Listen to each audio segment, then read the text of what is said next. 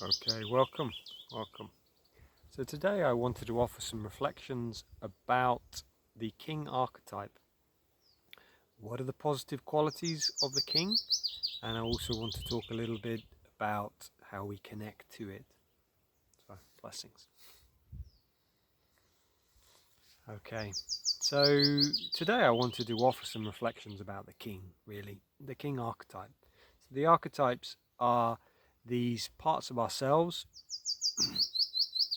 which we have within us, and how Robert Moore and Douglas Gillette talk about it is this idea of having a sheet of paper and on the top are iron filings. That's our life, and underneath are the magnets, and those are the archetypes. And so we have patterns, religious, art, stories on the surface, but underneath they're being directed by these archetypal patterns, which are the king, the warrior, the magician, the lover, or the sovereign, the queen as well.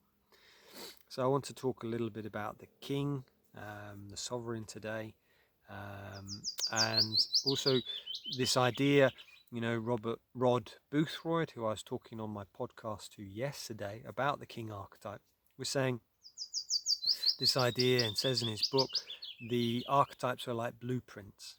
They're blueprints about how to live well in this life, and also the shadow sides. When these parts of ourselves go unconscious, then these parts of ourselves, show up in our lives, as Jung said, and we call it fate. So what I want to talk a little bit about today is the king in the positive aspects. So the immature form of the king, so you have immature, so boy, and then man form. So the immature form in the positive is the divine child, and therefore if you imagine the divine child is beneath the king. So if you imagine pyramid, so you've got the pyramid of the king, the warrior, the magician, the lover on top. Underneath is the base, the inner child, the immature forms of the divine child. There's the Oedipal child. There's also the precocious one, and I'm trying to remember what the warrior. The warrior is the hero. So you've got those four aspects: the immature, and then you've got the immature on the top, the mature on the top. And as with any tradition, Mesopotamian or Incan, they always used to build on top of the old structures. In Christian cultures here, often the old pagan sites, that's where the churches or the cathedrals were built. So it's like this old energy is built upon. It's the same with the archetypes. We learn, we grow through the different stages of development as children, how to be immature, the different forms, and then we then use that to build upon for the mature forms. One thing to say about the king is that the king comes on last. So basically, if you're in your 20s, as Rod was saying yesterday, and the podcast will go live on Friday if you want to learn more and hear more about this. The king comes on last, so it means that if you're in your 20s, the king really doesn't come online until you're in your 40s and your 50s. You can start to learn about it, develop it, but what he's saying, and what Robert Moore, Douglas Gillette, who wrote the book, The King Within, says this idea that it's best if we start to cultivate the lover, the warrior, and the magician, and then, the king then comes on last. And I'll explain a little bit about that. So what Robert Moore says is this idea that when we're in our 20s as men, we have the warrior, a lot of testosterone. It's like, yeah, dude, we're going to conquer the world, a lot of energy. When we get to our 40s, lover, the testosterone starts to drop. We move more into lover energy. We get more of a spiritual connection. We're interested in yoga, breath work. We kind of make a shift. The women, for women, he says it's the opposite. So women, it's the lover archetype, which is strong in their 20s, 30s, and then 30s, 40s, the warrior starts to come online. So you often hear, and he talks about this in his book, the idea that women will go into starting their own business at that age, whereas men are looking to kind of more step back from work.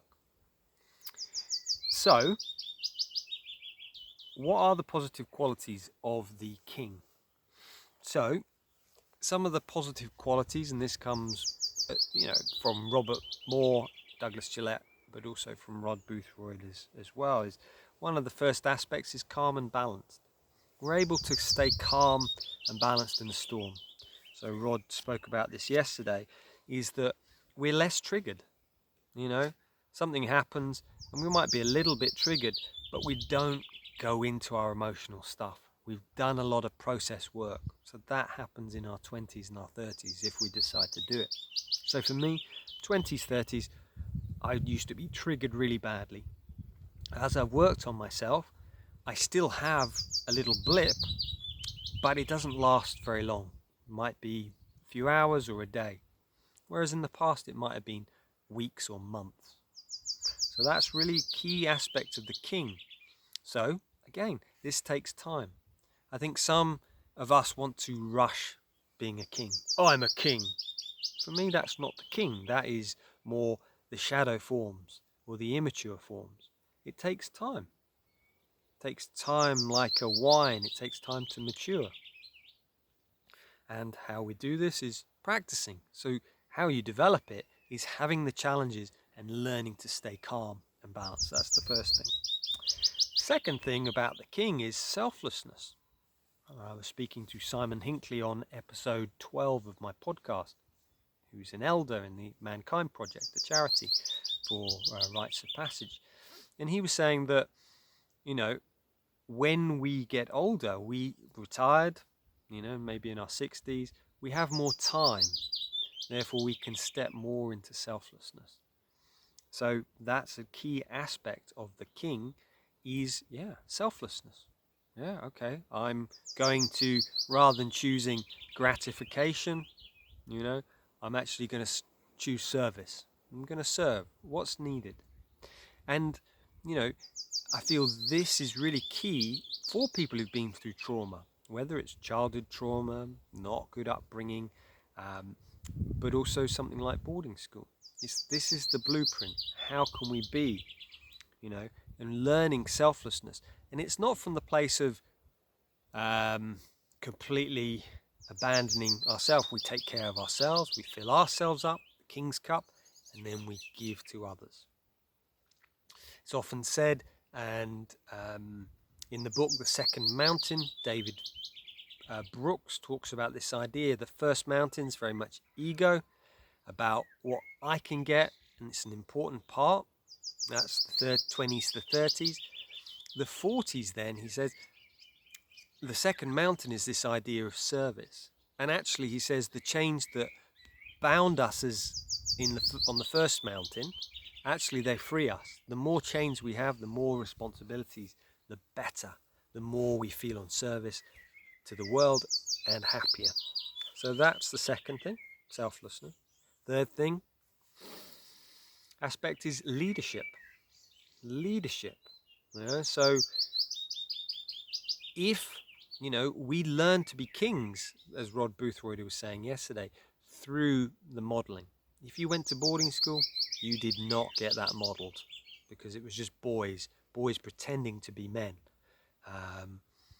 or there was very few adults. And even nowadays, I spoke to a headmaster 6 months ago, and he said, there's so much paperwork now in boarding schools and schools full stop. You don't get very much time with an adult because they don't have any time. Usually they're taken up by 1 or 2 people out of 50. So leadership, how do we develop that? We go and serve. I, in my 30s, went and became a scout leader. If you've got children, you can learn to lead. What is a benevolent leader? Blessing them, praising them, challenging them, It's these things, giving them things to do, but then really blessing them rather than criticizing. So we can learn leadership. And again, it takes time. I'm starting to learn about leadership, but I would have said I'm not a particularly great leader, to be honest. That would be because I'm not necessarily a very confident speaker in groups. So I'm having to learn that. And that's it, challenging ourselves. Next aspect, fourth aspect, is decisive. A king is decisive. He's makes a decision. He doesn't know if it's the right one, but he takes what information he does and he goes, right, boom, we're going to decide. How he does that, as Rod was saying, spend time in nature. So here I am in the garden. Last weekend, that's where I was with my wife, weeding, being in the garden, barefoot, just stopping. That helps us to become decisive. We take time out, boom, where do I go from here? Journaling, connecting, that's another way. So the fifth thing is to do with integrity. A king has great integrity. He's integrous with his word. So an exercise for you is going, have I been integrity this week? What did I say I'd do? Okay, I said I'd take the bins out. I haven't. Okay, learning that it's not beating ourselves up. It's going, right, okay, what have I said I'd do? And then honoring them. People begin to trust us and our king, and we trust our own inner king or queen when we actually do what we say we're going to do. And it's like, I don't know if this is the right thing, but this is what I've decided. I remember when I was leaving the monastery, the abbot said to me, well, before I left, he said, do you want to stay or go? Reflected for a week. I didn't know. Part of me wanted to stay as a monk. Part of me thought I'm not physically very well. So I decided I'm going to go. And as soon as we make that decision, we have to say that's the right decision with the information I've had. And I think that's important for decisiveness, is there are no wrong decisions. Either way we learn. If I'd stayed at the monastery, I would have learned. By leaving, I learned. Yeah. Next one. And this is Robert Moore. Talks about this idea of sacrifice. Now, this is, for me, a bit like selflessness as well. And the idea with this, for me, I know some people don't necessarily resonate, but for me it resonates, is this sacrifice is that we fill ourselves up, but it's almost like letting go of the ego, getting my way, or it's like what's for the greatest good of the collective. And I see that in our current leadership is they're then one, not really selfless. It's about them, how much money they can make or how much power they can have. They're not really offering themselves to something greater than them, which is maybe bringing peace. Maybe it's sorting the environmental problems out. That's the next thing, sacrifice. Okay, so the next thing is blessing. As a king or queen, we bless. We bless ourselves first of all. So when we do something well, we bless. Brilliant. Said I'd get up at 6 o'clock, did it. Got up and did my practice. Went for a run, yes. We bless ourselves. And also we bless those in our kingdom. And it might be your children. It might be your family members. It might be, your work colleagues. It's like you bless them. Rather than criticizing, bringing them down, it's like, yes, we point things out. I think there's this phrase that for every positive, there's one criticism. So you balance that out. Yeah. Be heavy on the praise. And I think John Gottman talks about this. He's one of the marriage experts out there. He says, for every 5 praising, one criticism. Most of us have it the other way around. We're always criticizing. And that's the king energy blessing.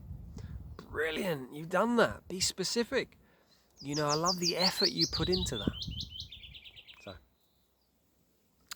So, the next one really is stewardship. And the idea with stewardship with the king is that it's not mine. This is not my garden here. This is just a space that I'm stewarding. I will let this go. I think with ownership, it's mine. That's when battles can ensue. Whereas if we see that, I think there's that energy with the king that it's not the person who is the king, it is the energy of the king which is in that person. That's why when they say, long live the king is dead, long live the king. It's the king energy which goes through. It's not an individual ego which is the king. And I think that idea of stewardship is, I'm just holding this energy and then I let it go. And the final part is ordering of the positive qualities of the king. So ordering, what that means for me is that we order our internal and external worlds. And it's an ongoing process. Rod was saying yesterday, we don't stop. I'm going to carry on doing this work, ordering internal and external worlds till I die. So keep going with this. That's the king. We keep ordering. How is your house? Is it a mess? Right? What needs throwing away? Ordering internally. Okay, I'm keep getting really angry at people cutting me up. Right, what's that about? Journal. Spend some time in reflection. Maybe do some tapping. Take care. Internal, external. So, ordering. So, those are some of the qualities, positive qualities of the king. Obviously, probably if I went on and went through everything, to how we connect, what I've just said, go through a lot of those suggestions, right? What helps me to be calm and balanced? What helps me to be selfless? Okay, maybe a charity I can help out. Leadership, can I learn, study books by, I've forgotten his name off the top of my head, but John Maxwell. There you go, John Maxwell. Some of his leadership books, the 21 Laws of Leadership. Learn. Decisive, make a decision, stick by it. Integrity, sacrifice, blessing, stewardship, ordering. And just it's an ongoing process. We don't become a king. Yeah, I'm a king. It's like we just keep working at it, keep working at it. We keep working at it. And by doing that, you model that for your children, for your work colleagues. What is a benevolent king energy or queen energy, the sovereign energy? What is it? And you model that. And you mess up. Hey, I messed up. We humble as well. Oh yeah, I really dicked up there. And admit it, So there we go. I could talk probably a lot more, but it gives you some ideas about the king energy. I will put the link to Rod's interview in the description below, and that will go live on Friday. So yeah, I think it's time for us to bring this king energy online. We need it now. We need to step into leadership. Don't wait for our leaders to do it. Don't wait for our business leaders to do it. We have to do it. We are the change that we're looking for. As Rod finished yesterday, be the change that you want to see in the world. As Gandhi said, be the change, and that's it. It's beautiful. It's empowering. So, yeah, thank you so much for the amazing work you guys do. And yeah, next week on the podcast, I've got Dilibe Onyame, the first black boy at Eton. His book was originally called Nigger at Eton, and yeah, he was banned when it came out for 40 years. So I'm going to be talking, it's 50 years. I'm going to be speaking to him on the podcast. So yeah, that should be interesting next week. Okay, many blessings. Take care.